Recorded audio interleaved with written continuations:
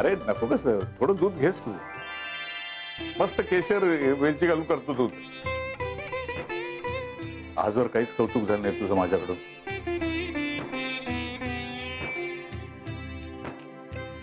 माझं कौतुक मला समजलं नाही. अरे तुझं म्हणजे माऊली माझी मुलगी नाही का, आणि तू तिचा नवरा म्हणजे जावई हा मुलासारखा असतो नाही का. मला सुद्धा तुझ्या वडिलांसारखं समज. अगदी हक्काने येत जा माझ्याकडे या माऊलीसारखं.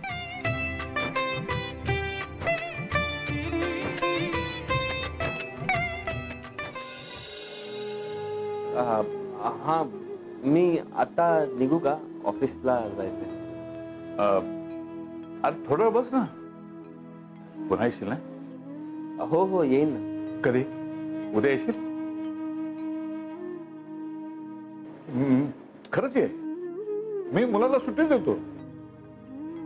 तू आणि माऊली दोघे बरोबर या आणि खूप वेळ काढून या. मस्त गप्पा मारू. अहो उद्याच जमेल की नाही माहित नाही, पण मी नक्की येईन. हो, आता निघू.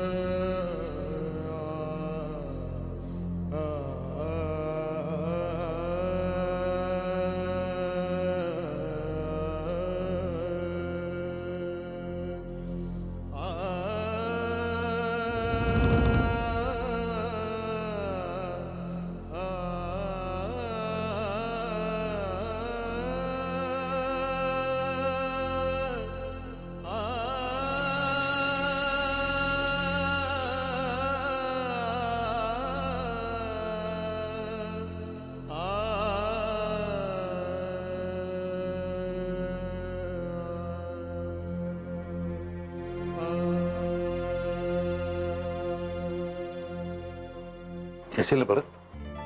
हा हो हो येईन. नक्की. मी वाट बघेन.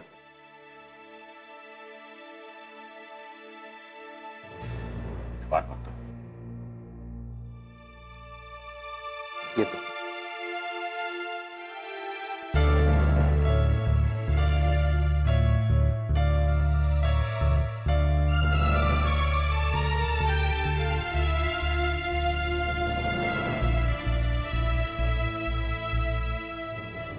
खूप उपकार झाले माऊली माझ्या. काही काय बोलताय काका? काका नाही, बाबा. आता हक्काने मला बाबा म्हणायचं असतो.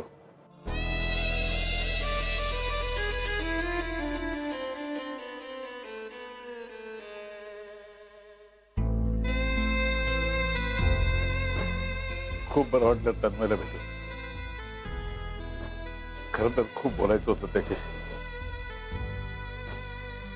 पण मनामध्ये भावनांचा कोलाहल झाला होता. बोला ना.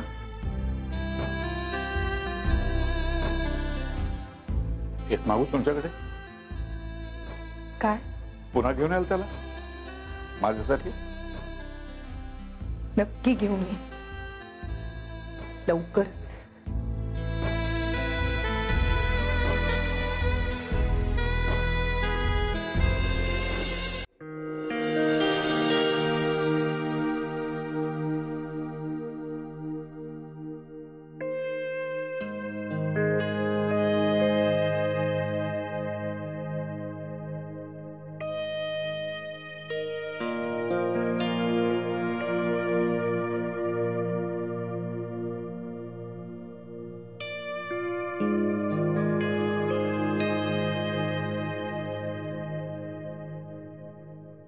सॉरी तन्वी,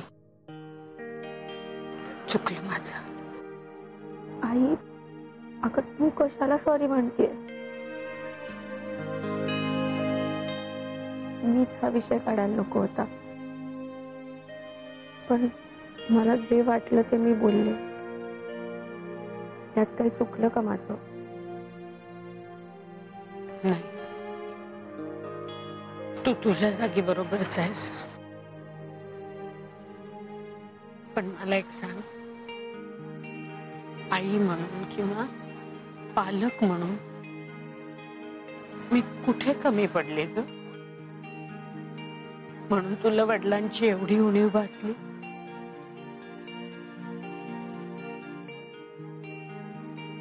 तुम्हाला दोघांना वाढवताना तुम्हाला कधी काही कमी पडू नये, कसलीच उणीव भासू नये म्हणून जीवापाड धडपडले मी. यात काही माझा मोठेपणा सांगत नाही मी. प्रत्येक आई आपल्या मुलांसाठी हेच करत असते. पण मला हे माहित होतं की मला आई आणि वडील या दोन्ही भूमिका करायची मी कधीच विसरले नाही. आतापर्यंत असं वाटत होतं मला की मी त्याच्यात बऱ्यापैकी यश मिळवलंय. तुम्ही दोघं मोठे झालात, चांगलं शिक्षण घेतलं, तन्मयचा संसार सुरू झाला. आता माझी खात्री आहे तू सुद्धा खंबीरपणे स्वतःचा संसार करशील. आज अचानक तुझ्या मनातली नाराजी तू बोलून दाखवस आणि मला वाटायला लागलं की नाही, मी माझ्या कर्तव्यात चुकली. तुला आणि तन्मयला तुमच्या वडिलांबद्दल जाणून घ्यायचं असेल, त्यांचं नाव मी तुम्हाला नक्कीच सांगू शकते. म्हणजे ते माहित करून घेण्याचा हक्क आहेच तुम्हाला.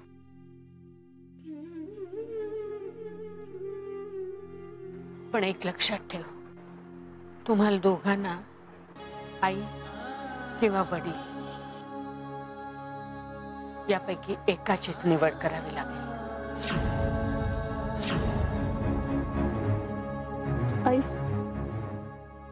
आई सॉरी, तुझ्यापेक्षा कोणीच महत्वाचं नाहीये आम्हाला. तू किती कष्टाने आम्हाला वाढवलंस याची जाणीव आहे आम्हाला. त्यामुळे कोणासाठीही आम्ही तुला सोडणार नाही. सॉरी.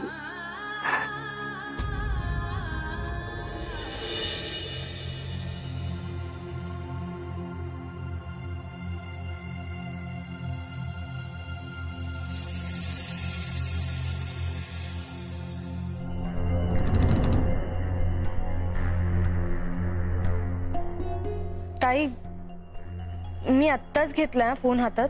5 मिनिटात ठेवते. मी एवढी फोन मध्ये बिझी आहे तरी ताई काही बोलत का नाही?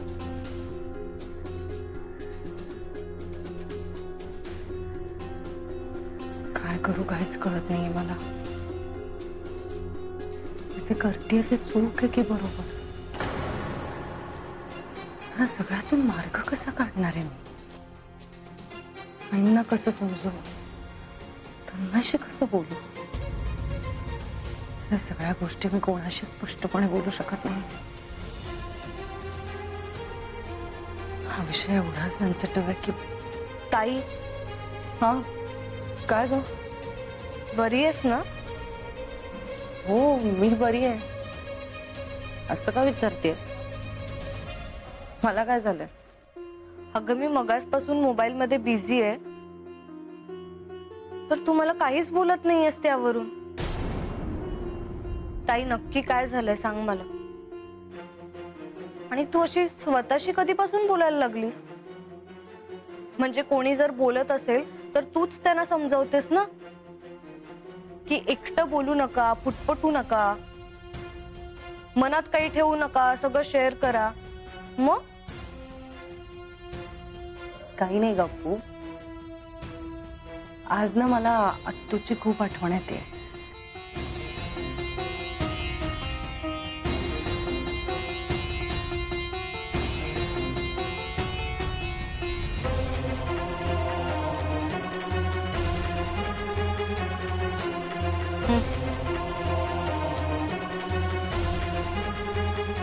ताई,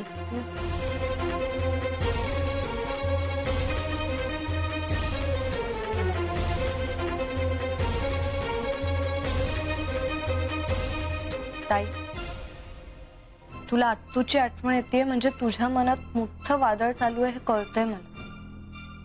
पण तुला तुझं मन मोकळं करायचं असेल तर मला सांग. व्हॉट्स द प्रॉब्लेम? ताई, तू माझ्याशी शेअर करू शकतेस. मी कुणालाच नाही सांगणार. आपल्या दोघींमध्येच राहील. तुझं सिक्रेट माझ्याकडे सेफ असेल. अप्पू अगं,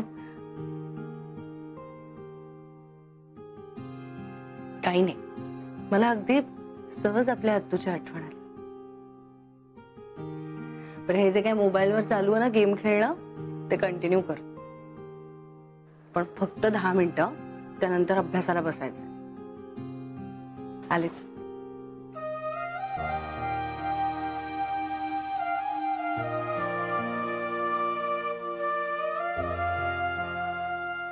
या ताईचं ना कधी काही कळतच नाही.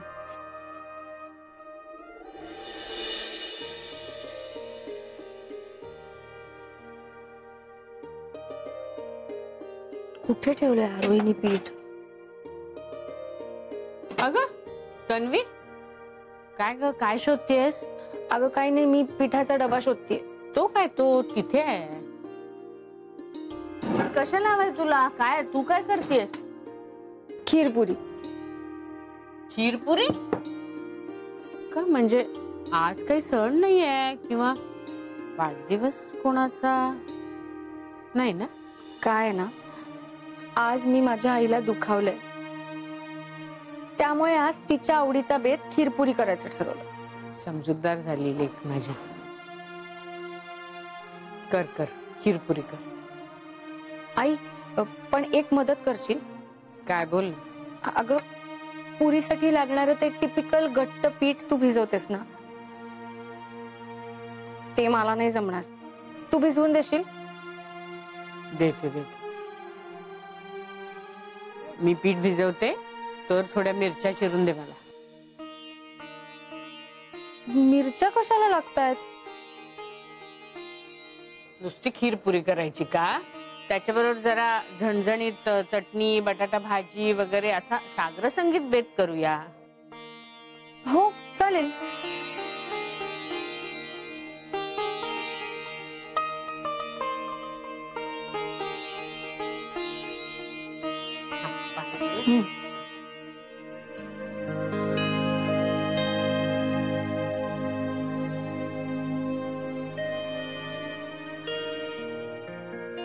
आई, एक विचारू? काय बोल ना. तू मला माफ केलंयस ना? ग वेडाबाई, आईचा मुलांवरती राग फार वेळ राहत नाही. तू सुद्धा सगळं विसरून जा. खीर करणार ना, मग छान मूड ठेव. प्रसन्न मनाने स्वयंपाक केला ना की छान होतो. ठीक आहे, हे घेते चिराय.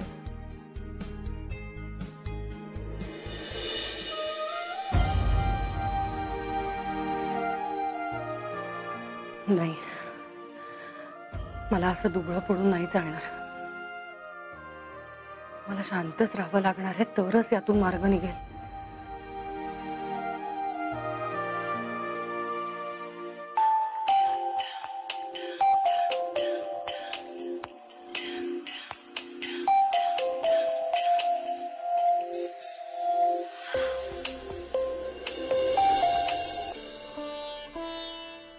हॅलो. हॅलो,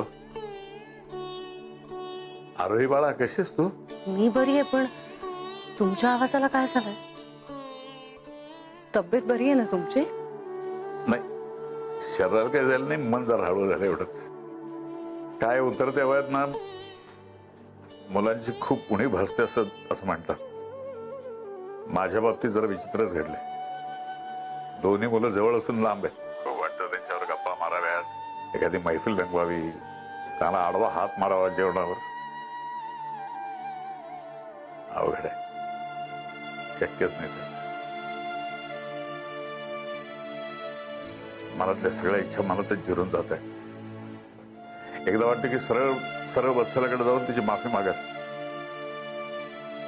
पण दुसरं मन म्हणते असं जर काही केलं तर ती अजूनच लांब जाईल. आहे तेच बरं आहे. त्यामुळेच मन हळवं झालं, बाकी काय. बाबा हे बघा, असं असं काहीतरी बोलू नका तुम्ही. तुम्हाला भेटावं असं वाटतंय ना त्यांना. मी बघते काय करायचं ते. आभारी.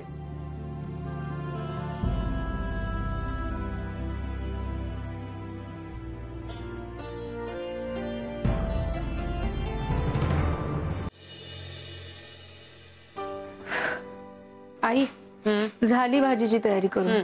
झाल्या ना? आता खीर करायला घेते. हो घे. साखर किती प्रमाणात टाकायची? अगं खिरीला साखर सगळ्यात शेवटी लागते. आता कुठे, तू घे तुपावर रवा भाजायला घे. शिजत आली की मी सांगते किती साखर घालायची ते. आणि हे बघ, आधी खिरीची सगळी नीट तयारी करून ठेव. म्हणजे शेवटी ते चारोळ्या आणि बेदाणे घालायचे ते सुद्धा काढून ठेव. आता चारोळ्या बेदाणे ते कुठे ठेवले ताई? स्वयंपाकघरात गोष्टी कुठे आहेत माहित नाही तुला, आणि निघाली खीरपुरी करायला. बर जाऊ दे, सांग ना कुठे ठेवलेत? तिकडे ते छोटे डबे आहेत ना, त्यातला तिसरा डबा बघ. अच्छा, तिसरा. तन्वी इकडे बघ जरा, इकडे बघ. नाकाला काय लागलं तुझ्या? काय?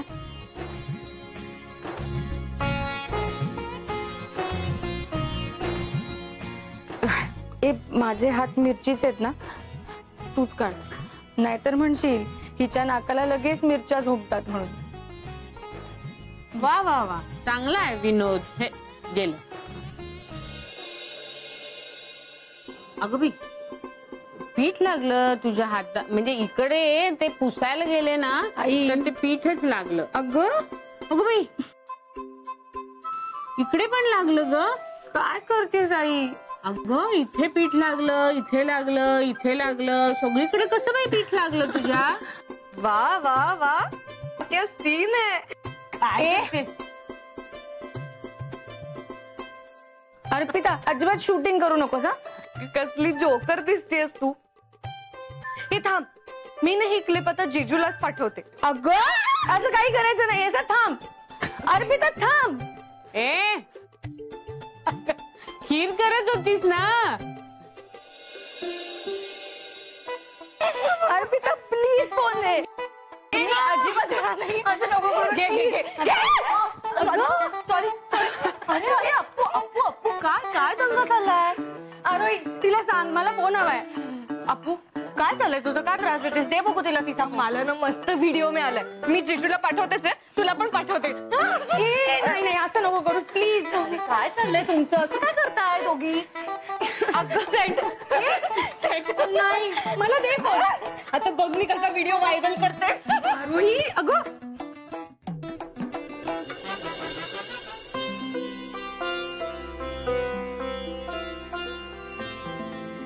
बाबांना त्यांच्या लेकीला आणि बायकोला भेटवायची ही मस्त आयडिया आहे.